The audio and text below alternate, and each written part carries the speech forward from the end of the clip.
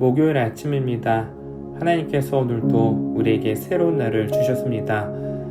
하나님과 함께 아침을 시작하는 것이 얼마나 감사하고 기쁜 일인지 모르겠습니다. 오늘도 하나님께서 우리에게 어떤 일들을 행하시고 어떻게 내 삶에 일하실지 기대할 수 있는 귀한 날이 되기를 주님의 이름으로 축복합니다.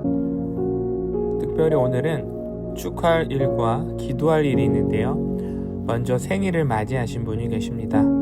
이범순 성도님 생일을 축하합니다. 오늘 세상에서 가장 행복하고 아름다운 날이 되시길 주님의 이름으로 축복합니다. 그리고 오늘은 빗소금의 엄가이버이신 엄재영 집사님께서 수술을 하시는 날입니다. 대장암 판정을 받고 지난 화요일 입원해서 오늘 수술이 있는데요. 하나님께서 치료의 손길을 베푸시고 수술하는 의사의 손길을 만지셔서 깨끗하게 암이 제거되고 후유증이 남지 않도록, 그리고 모든 치료 과정 가운데 하나님의 사랑과 자비와 은혜가 있기를 기도해 주시기를 부탁드립니다. 오늘 함께 나눌 말씀은 누가복음 21장 5절부터 19절 말씀입니다. 어떤 사람들이 성전을 가리켜 그 아름다운 돌과 헌물로 꾸민 것을 말하매 예수께서 이르시되 너희 보는 이것들이 날이 이르면 돌 하나도 돌 위에 남지 않고 다 무너뜨려지리라. 그들이 물어 이르되 선생님이여 그러면 어느 때에 이런 일이 있겠사오며 이런 일이 일어나려 할 때 무슨 징조가 있사오리까? 이르시되 미혹을 받지 않도록 주의하라. 많은 사람이 내 이름으로 와서 이르되 내가 그라하며 때가 가까이 왔다 하겠으나 그들을 따르지 말라. 난리와 소요의 소문을 들을 때에 두려워하지 말라. 이 일이 먼저 있어야 하되 끝은 곧 되지 아니하리라. 또 이르시되 민족이 민족을 나라가 나라를 대적하여 일어나겠고 곳곳에 큰 지진과 기근과 전염병이 있겠고 또 무서운 일과 하늘로부터 큰 징조들이 있으리라. 이 모든 일 전에 내 이름으로 말미암아 너에게 손을 대어 박해하며 회당과 옥에 넘겨주며 임금들과 집권자들 앞에 끌어가려니와 이 일이 도리어 너에게 증거가 되리라. 그러므로 너희는 변명할 것을 미리 궁리하지 않도록 명심하라. 내가 너의 모든 대적이 능히 대항하거나 변박할 수 없는 구변과 지혜를 너희에게 주리라. 심지어 부모와 형제와 친척과 벗이 너희를 넘겨주어 너희 중에 몇을 죽이게 하겠고 또 너희가 내 이름으로 말미암아 모든 사람에게 미움을 받을 것이나 너희 머리털 하나도 상하지 아니하리라. 너희의 인내로 너희 영혼을 얻으리라. 누가복음 21장 5절 이하의 말씀은 예루살렘의 멸망과 최후 심판이 함께 섞여 있는 말씀입니다. 5절부터 24절은 예루살렘의 멸망을 이야기하고 있고요. 25절부터 28절은 최후의 심판 말씀이다 라고 구분을 할 수 있죠. 그런데 24절까지 말씀에는 사실 예루살렘의 멸망과 최후 심판이 섞여 있어요. 그래서 말씀을 좀 구분하면서 읽어가는 작업이 필요합니다. 5절 말씀을 보면 성전이 등장하는데요. 예루살렘 성전은 가장 먼저 솔로몬이 지었죠. 기원전 960년에 완공되었습니다. 예루살렘 성전이다 하면 가장 먼저 떠오르는 성전이 바로 솔로몬 성전이에요. 그런데 솔로몬 성전은 바벨론에 의해 기원전 586년에 무너졌고요. 이후 바벨론의 포로로 잡혀갔던 이스라엘 백성들이 70년 만에 돌아오면서 스룹바벨과 함께 제2성전을 짓게 됩니다. 이때가 기원전 516년이었어요. 그리고 오늘 본문에 등장하는 성전은 헤롯 대왕에 의해서 만들어진 성전입니다. 헤롯 대왕이 제2성전을 무너뜨리고 다시 만든 것은 아니고요. 기존에 있었던 성전을 확장 공사해서 이 성전 단지를 조성한 것입니다. 리모델링을 하고 주변 부지를 이 성전 터로 만든 것이죠. 왜냐하면 당시 이스라엘 백성들의 환심을 살 수 있는 가장 좋은 방법 중 하나가 바로 성전을 꾸며주는 것이었기 때문입니다. 이 모습에 이스라엘 내부에서도 헤롯을 편드는 헤롯 당이 생기기도 했어요. 유대인들 중에 친로마파가 생겨난 것이죠. 헤롯 대왕이 확장한 성전은 매우 화려했습니다. 성전의 크기가 커졌고요.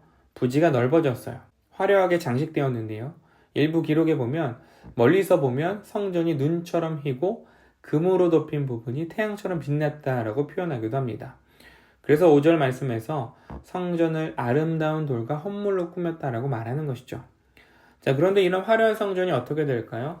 6절 보면 너희 보는 이것들이 날이 이르면 돌 하나도 돌 위에 남지 않고 다 무너뜨려지리라.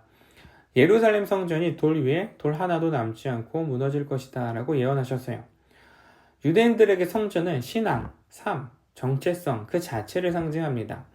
그런데 성전이 무너진다? 무엇이 무너지는 것일까요? 성전에서 지켰던 신앙이 무너지는 거예요.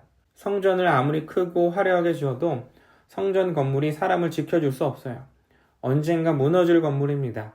마찬가지로 교회 건물이 우리의 신앙을 지켜주지 못하죠. 교회에만 머무는 신앙은 무너져요. 교회 건물이 우리의 삶과 신앙을 지켜주지는 않습니다. 우리는 무엇으로 우리의 믿음을 지켜야 될까요? 예레미야 7장 3절 만군의 여호와 이스라엘 하나님께서 이와 같이 말씀하시되 너희 길과 행위를 바르게 하라.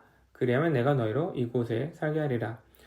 예레미야 선지자가 예루살렘 성전이 무너질 것을 예언하면서 이스라엘이 지켜야 될 삶은 너희의 길과 이스라엘이 지켜야 될 삶은 너의 길과 행위를 바르게 하는 것이다 라고 말하고 있습니다. 성전이 아무리 단단해 보여도 우리의 길과 행위가 바르지 못하면 성전도 무너지고 너희들의 삶도 무너진다. 이것을 말하고 있는 것이죠. 본문으로 돌아와서 예수님께서 성전이 무너질 것이다 라고 이야기를 하자 사람들이 질문하죠. 질문한 사람들은 마가복음에 따르면 제자들일 것 같고요. 7절에 보면 이들이 어느 때 이런 일이 일어나겠습니까?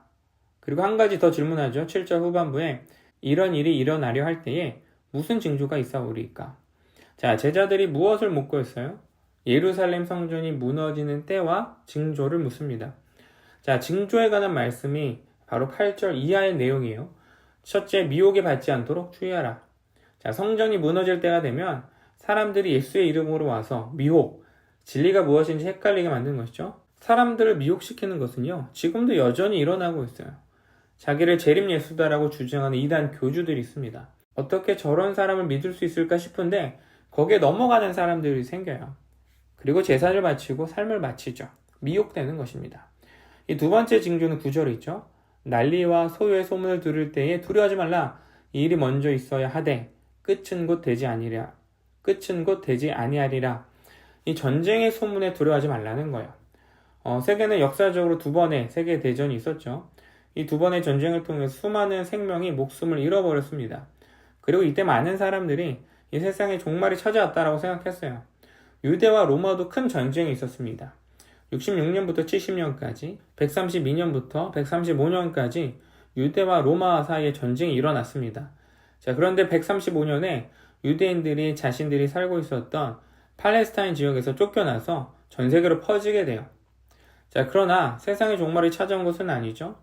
마지막 세 번째 징조 12절 이 모든 일 전에 내 이름으로 말미암아 너에게 손을 대어 박해하며 회당과 옥에 넘겨주며 임금들과 집권자들 앞에 끌어가려니와.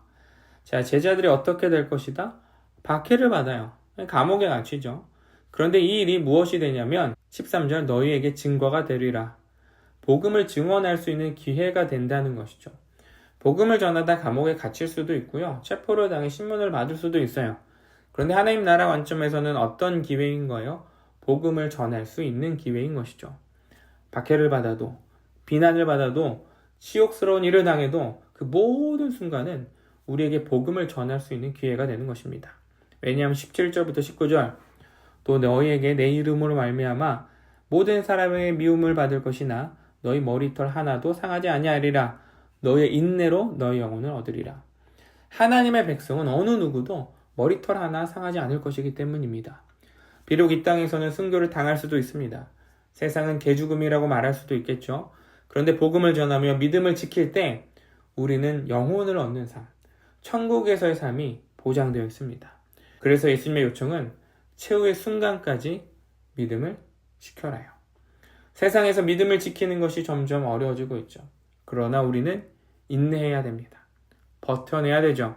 그래야 최후 심판 때 우리의 영혼이 구원함을 받고 하나님 나라 안에서 살아갈 수 있습니다. 빛소금의 모든 성도님들이 인내함으로 우리 모두가 함께 하나님 나라에서 볼 수 있기를 주님의 이름으로 축복합니다. 기도하겠습니다. 하나님 감사합니다. 오늘도 말씀으로 우리에게 세상에서 어떤 믿음을 가지고 살아가야 되는지 알려주심에 감사를 드립니다. 세상은 여전히 우리를 거짓 복음과 또 거짓된 가치로 우리를 미혹합니다. 믿음을 포기하라고 말하고 세상을 따라 살아가라고 이야기합니다. 그러나 하나님께서 우리에게 여러 가지 징조들로 하나님께서 살아계심을 말씀해 주시고 예수님만이 우리의 구주이심을 보여주고 있습니다. 그 믿음을 가지고 세상에서 인내함으로 믿음을 지켜 살아갈 수 있는 우리 모두가 되게 하여 주시옵소서. 살아가는 빛소금의 성도님들이 오늘도 인내의 삶을 살아가야 됩니다. 세상에 속해 있지만 세상과 다른 삶을 살아가기 위해 믿음을 지키고 때로는 인내해야 되는 오늘의 삶이 될 수 있습니다. 하나님께서 이 삶 가운데 힘을 주시고 또 능력을 주셔서 오늘 우리가 지켜내야 될 믿음의 삶 가운데 하나님께서 주신 힘으로 살아갈 수 있게 하여 주시옵소서. 감사드리며 예수님의 이름으로 기도드렸습니다. 아멘.